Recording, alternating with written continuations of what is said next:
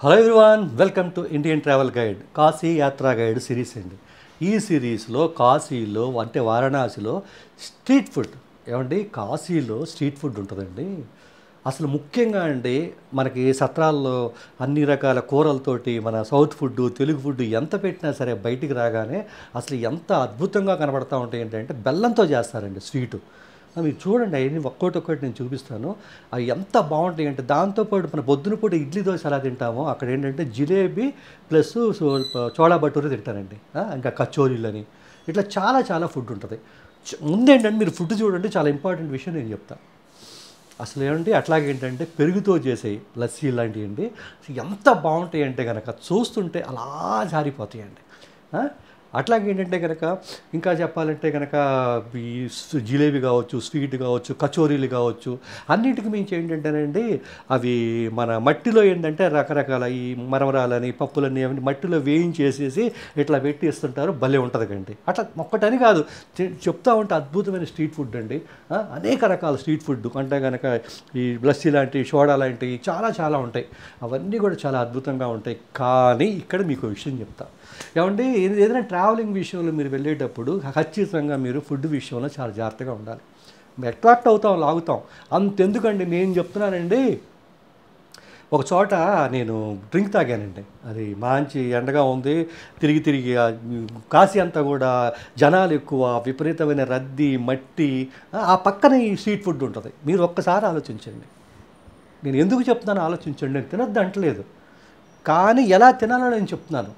ఏది తినకూడదు, ఎలా తినాలి, ఏది వద్దననేది ఇంపార్టెంట్. అంతేగాని నేను వేరే ఉద్దేశంతో చెప్పట్లేదు.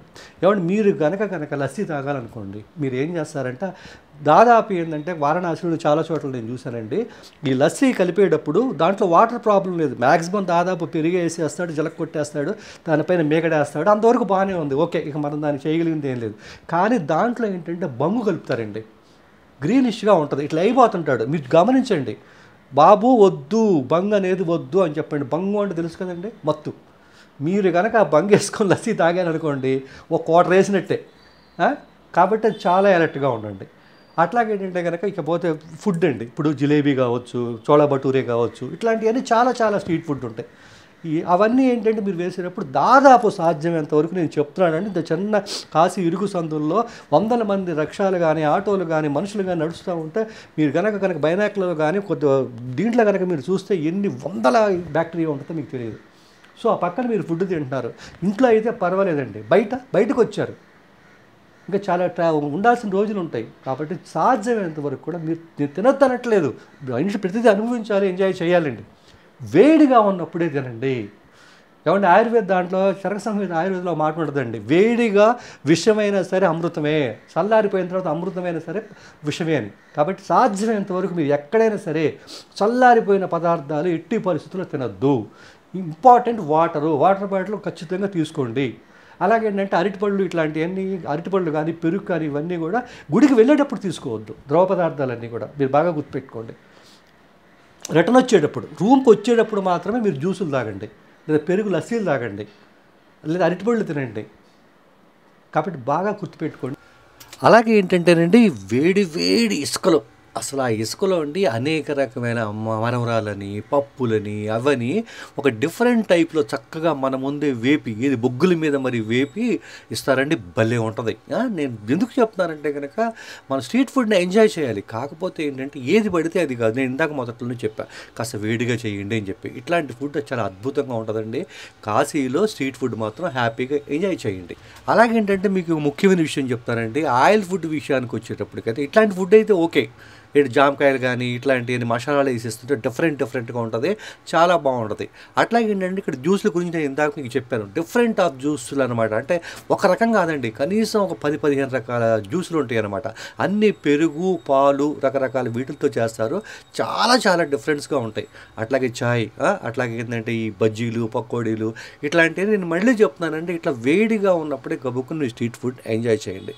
మీరు అక్కడ చూస్తున్నారు కదండి, అదంతా తెలుసా అండి మీకు, అది మామూలు నూనె కాదండి, మనం రెగ్యులర్గా వాడతాం కదా, సన్ఫ్లవర్ కానీ ఇట్లాంటివన్నీ వాడతారు కదా. కాకపోతే కాశీలో ముఖ్యంగా ఉత్తరప్రదేశ్లో ఏంటంటే కనుక మీకు ఏంటంటే ఆవ నూనెతో వాడతారు. అందుకే మీకు ఎప్పుడైనా సరే విపరీతం నల్లగా ఉంటుంది ఎక్కడ పెట్టినా.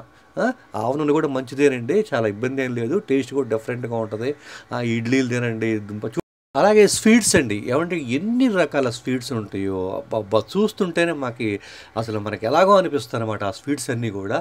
చోళా భటూరే, పొద్దున్నే మనం ఇడ్లీ దోశ ఎలా అయితే తింటామో వీళ్ళు ఏంటంటే శుభ్రంగా ఆ చోళా భటూరా తింటారు. కానీ చాలా రేటు కూడా చాలా తక్కువ ఉండి చాలా బాగుంటుంది. ఆ చోళా భటూరా తినేసి ఇట్లాంటి జ్యూసులు కూడా తాగేస్తే ఎక్కడికో పోద్ది ప్రాణం, అంత బాగుంటుంది అన్నమాట ఇక్కడ.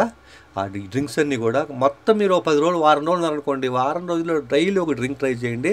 నేను మళ్ళీ చెప్తాను, అట్లాంటిది పచ్చడి పదార్థం ఇందాక మీరు చూశారు కదా, అలాంటివి వేస్తుంటే ముందే చెప్పండి, బాబు బంగు అలాంటివి వేయబాకండి బాబు, మమ్మల్ని లెక్క చేయబాకండి బాబు అని చెప్పండి. అక్కడ ఖచ్చితంగా ఎక్కువ బంగు వాడతారు చాలా చోట్ల, అంటే అన్ని చోట్ల కాదు, కొన్ని జ్యూస్ ఆఫ్ టైల్ దగ్గర అనమాట.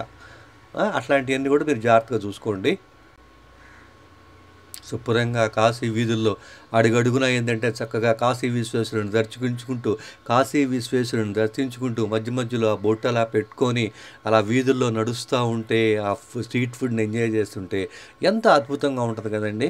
అట్లాంటిదంతా కూడా మీరు ఎంజాయ్ చేయాలని, ఆ ఎంజాయ్ చేసే టైంలో కూడా మీరు ఏంటంటే ఏ ఫుడ్ పడితే ఆ ఫుడ్ తిని మీరు ఇబ్బంది పడకూడదని. ఏమంటే మీకు ముఖ్యమైన విషయం చెప్తానండి, చాలా పెద్ద పెద్ద ట్రావెల్స్లో మీరు అక్కడ చూస్తున్నారు కదా, స్వీట్ అండి ఓ 12 రూపాయలు ఉంటుంది, ఈ జంగన్వాడి దగ్గరే ఉంటుందండి, వేడివేడిగా ఇస్తాడు, భలే ఉంటుందండి.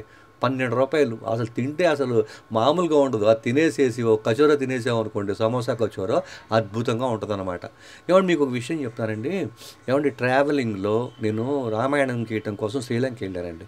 ఫస్ట్ నాకు వాళ్ళు ఏం చెప్పారు తెలుసా, బయట స్ట్రీట్ ఫుడ్ మీరు ఏదైనా తింటే మీకు ఏదన్నా అయితే మాకు ఎలాంటి సంబంధం లేదు, అసలు తినద్దు, దయచేసి తినద్దు, మేము హైజీనిక్ ఫుడ్ పెడతాము. ఎందుకంటే ఈ ట్రావెలింగ్లో కనుక బయట స్ట్రీట్ ఫుడ్ తింటే అనారోగ్యం అయితే మొత్తం మీ టోటల్ డిస్టర్బెన్స్ అవుతుంది. నేను ఎందుకు చెప్తున్నానో అర్థం చేసుకో, చెప్పా కదా, ఈ స్వీట్ అక్కడ జంగంవాడి మటన్ దగ్గర అంటే భలే ఉంటుంది. అట్లాగేంటంటే ఇట్లాంటిది తినండి, జామకాయలు చక్కగా వాటర్తో కడిగేసి, డిఫరెంట్ ఆఫ్ ఫుడ్ అండి, వాళ్ళే ఉంటుంది ఫుడ్. మనం ఇక్కడ అట్లాగో ఆగి మనం తినలేం. శుభ్రంగా అది వేసేసి దాంట్లో రకరకాల మసాలా పౌడర్లు వేసేసి ఎంత అద్భుతంగా ఉంటుందో. శుభ్రంగా రేటు కూడా తక్కువ, 50 రూపాయలు ఇచ్చామనుకోండి, ఫుల్ వస్తుందన్నమాట. ముగ్గురు కూడా ఫ్యామిలీలో చక్కగా తినేసేయచ్చు. 3 పొలాలు తీసుకొని గుచ్చుకుంటూ అలా తింటూ ఆ స్ట్రీట్లో అంతా కూడా ఎంజాయ్ చేస్తే ఎంత అద్భుతంగా ఉంటుంది. దయచేసి మీరు గుర్తుపెట్టుకోండి, చల్లారిపోయిన ఫుడ్ మాత్రం ఎక్కడ తినద్దు. నేను ఇందాక కూడా మళ్ళీ చెప్తాను, ట్రావెలింగ్లో స్ట్రీట్ ఫుడ్ అనేది చాలా ఇబ్బందికరం, చాలా ఇబ్బందికరం. అట్లాగే వాటర్, ఈ వాటర్ కూడా ఏంటంటే మీరు ఏం చేస్తారంటే సాధ్యమైనంత వరకు మినరల్ వాటరే తాకండి, ఎక్కడ ఇది అవ్వద్దు. అది చాలా ఇంపార్టెంట్ అండి. సత్రంలో వాటిలో దిగుతారు కాబట్టి ఎక్కడ మీకు ఎలాంటి ఇబ్బంది ఉండదు. భోజనాన్ని గురించి, కాశీలో భోజనాన్ని గురించి ఇబ్బంది ఏం లేదు. నేను మళ్ళీ చెప్తున్నాను, శుభ్రంగా ఎన్ని రోజులు ఉన్నా సరే కాశీ విశాలాక్షి అన్నపూర్ణమ్మ టెంపుల్కి వెళ్తే 24 గంటలు పెడుతూనే ఉంటారండి అద్భుతమైన భోజనం. అట్లాగే ఏంటంటే కనుక దర్శనానికి వెళ్ళాలంటే ఏం చేస్తాం, స్పర్శ దర్శనానికి వెళ్తాం. ఫస్ట్ మనం వెళ్ళటమే ముందు స్పర్శ దర్శనం కోసం మనం ట్రై చేస్తుంటాం. సో అప్పుడు ఏం చేయాలి, ఏ 3:00కో 3:30కో లేసేసి శుభ్రంగా స్నానం చేసి ఆ జంగన్వాడి మఠం మీద నంది సర్కిల్ మీదుగా ఆ గేట్ నెంబర్ 2నో గేట్ నెంబర్ 4 వెళ్తాం. సాధ్యమైనంత వరకు గేట్ నెంబర్ 4లోకి వెళ్ళండి. 4లోకి వెళ్తే అద్భుతంగా ఉంటుంది, అది వేరే విషయం. సో కాకపోతే 3:30కి వెళ్ళేటప్పుడు ఏంటంటే ఆ టైంలో సత్రం వాళ్ళు ఏమీ ఇవ్వరు, కాఫీ ఇవ్వరు, ఏమీ ఇవ్వరు. నేను చెప్పేది ఏంటంటే కనుక అండి, ఏమంటే దేవుడు తినకుండా ఉపవాసం ఉండి ఇంకోటి చేసి ఏం చేయమని చెప్పలేదండి. ఓ పక్క ఆకలితో నకనకలాడుతూ ఉంటే, కళ్ళు తిరుగుతూ ఉంటే, అక్కడ లేట్ అవుతుంటే, ఓరి భగవంతుడు ఆ దర్శనం ఎప్పుడు అయిపోద్దురా, తిరిగి మళ్ళీ ఇప్పుడు వెళ్ళి తిందామా అనిపిస్తుంది. దానికంటే కొద్దిగా తిని వెళ్తాం, తప్పేం లేదు కదా. అలాంటి సమయంలో కూడా తెల్లారుజామున 3:30 కూడా మీరు దర్శనానికి వెళ్ళే దగ్గరే జంగన్వాడి మఠం దగ్గర దాదాపు 10 బళ్ళు ఉంటాయి. ఈ చివరి నుంచి ఆ చివరి వరకు ఉంటాయి. అన్నీ ఇడ్లీ, వడ, గారె, దోశ ఇవే అమ్ముతారు, వేరే ఏం అమ్మరు. అక్కడ కూడా మీరు ఏం చేస్తారంటే కనుక ఆ ప్లేట్లో ఉన్నాయి, నిలవగా ఉన్నాయి అంటే వాళ్ళు అరగంట క్రితం వేస్తారు, అయినా సరే మీరు చేయొద్దు. శుభ్రంగా ఏం చేస్తారు అంటే కనుక చక్కగా మీరు అప్పటికప్పుడు దోశ లాంటిది ఏం చేసుకొని చక్కగా ఏంటంటే తినేసేయండి. అలా వేడిగా తినండి, ఎలాంటి ఇబ్బంది ఉండదు. ఆ తర్వాత మళ్ళీ కావాలంటే సత్రానికి వెళ్ళి 8 గంటలకు టిఫిన్ చేయొచ్చు. అట్లాగే మీకు ముఖ్యమైన విషయం చెప్తానండి, మీరు కాశీలో ఎస్పెషల్లీ ఆ ఆయిల్ చూస్తారు, ఇలా వండుతూ ఉంటే నల్లగా ఉంటుంది. మీరు దయచేసి మరోలా ఏమనుకోవద్దు. ఆ నూనె ఏంటంటే ఆవ నూనె అనమాట, ఆవ నూనెతో చేస్తారు. ఆవ నూనెతో చేయడం వల్ల ఆవ నూనె ఎప్పుడు కూడా నల్లగా ఉంటుంది అనమాట. ఇప్పుడు కాదు, పురాతన కాలం నుంచి కాశీలో ఆవ నూనెతోనే చేస్తారు.